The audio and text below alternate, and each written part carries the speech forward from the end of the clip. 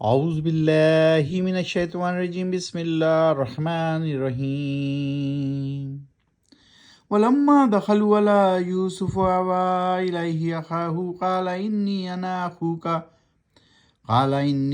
اخوک فلا تبتئس بما كانوا یعملون۔ اور جب پہنچا وہ بھائی بن یامن یوسف کے پاس تو رکھ دیا یوسف نے بھائی کو اپنے پاس اور کہا یقیناً میں ہوں تمہارا بھائی، پھر تم رنج اور افسوس نہ کرنا ان باتوں پر جو دوسرے بھائی باتیں کرتے رہے ہیں۔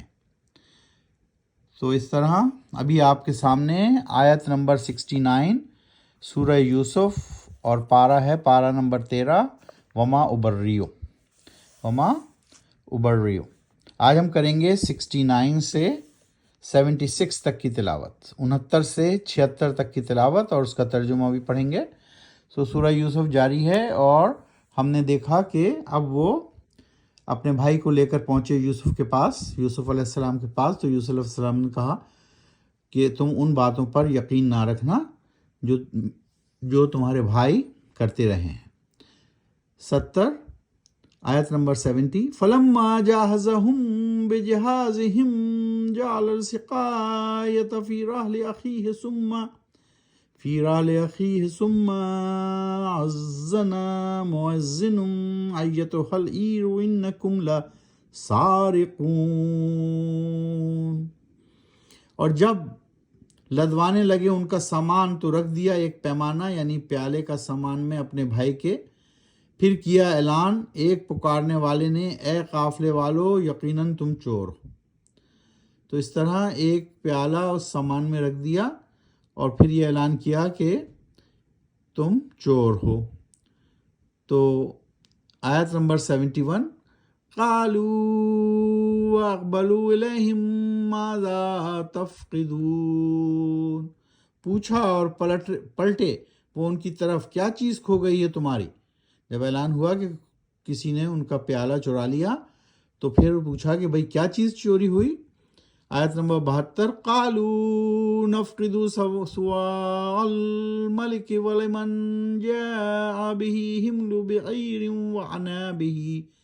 وانا به زعیم، جواب آیا نہیں مل رہا ہے ہمیں ہمارا پیمانہ بادشاہ کا، اور جو شخص لائے گا اس پیمانے کو ایک اونٹ بھر کر غلہ اس کو دیا جائے گا، پھر غلہ ہے اس کو میں دوں گا اس کا ذمہ دار، ایک اونٹ غلہ دوں گا اگر وہ پیالہ لے کے آؤ گے، وہ پیمانہ لے کے آؤ گے۔ 73 قالوا تاللہ لقد علمتم ما جئنا لنفسد فی الارض وما كنا سارقین، وہ بولے قسم اللہ کی یقیناً معلوم ہے تم کو نہیں آئے ہیں ہم اس غرض سے کہ ہم فساد کریں زمین میں، اور نہیں ہیں کہ ہم کہ چوریاں کرتے پھریں۔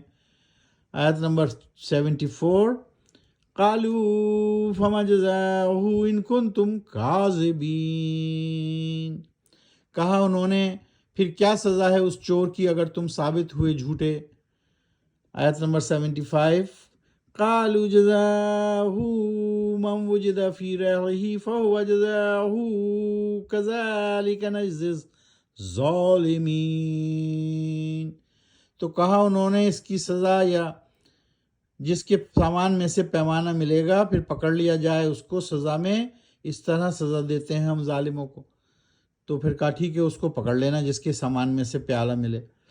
76 فبدا بعیتہم قبل وعاء اخیہ ثم استخرجہا من وعاء اخیہ کذالک کدنا لیوسف ما كان ليأخذ أخاه في دين الملك إلا أن يشاء الله نرفع درجات من نشاء وفوق كل ذي علم عليم۔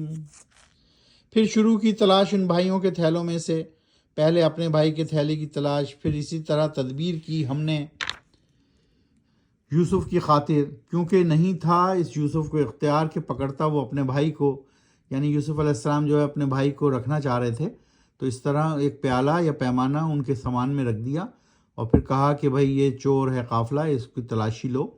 جب تلاشی لی تو اے بادشاہ کو، تو وہ ان کو اختیار نہیں تھا اپنے بھائی کو بادشاہ کے قانون کے مطابق رکھنے کا، مگر یہ کہ چاہا اللہ نے، ہم بلند کر دیتے ہیں مرتبے جس کے چاہیں اپنی حکمت و تدبیر سے، اور بالا تر ہے تمام علم رکھنے والوں پر جاننے والا. سو اللہ تعالیٰ تمام علم رکھنے والوں سے اوپر جاننے والا ہے، رائٹ. تو وہ سب سے زیادہ حکمت والا اور سب سے زیادہ تدبیر والا ہے. تو اس طرح آج ہم نے 76 تک کی تلاوت کی سورہ یوسف کی، اور یہ جو قصہ ہے اللہ سبحانہ و تعالیٰ نے، اس میں بڑے پیغام ہیں، اس میں بڑے باریکیاں ہیں. جب ہم اس کی تفسیر پڑھیں گے تو پتہ چلے گا کہ ہر آیت میں انسانیت کے لیے اور ہمارے لیے اس میں نشانیاں ہیں اور ہدایات ہیں کہ ہم کس طرح عمل کریں. آپ دیکھیں کہ بھائیوں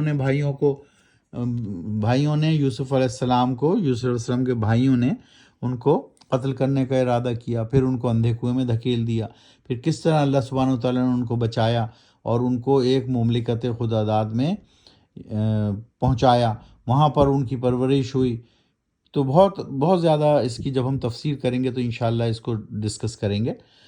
تو قرآن شریف کو سمجھ کر پڑھیے، آہستہ آہستہ پڑھیے، اپنی زندگیوں میں نافذ کیجیے. قرآن و سنت ہی کے مطابق زندگی بسر کرنے میں ہماری بھلائی ہے، اور آخرت میں بھی اس میں ہمارے لیے بھلائی ہی بھلائی ہے. دنیا و آخرت میں بھلائی ہی بھلائی ہے، کیونکہ یہ اللہ تعالیٰ کا کلام ہے، اللہ تعالیٰ کا حکم ہے کہ کس طرح زندگی کو بسر کرنا ہے.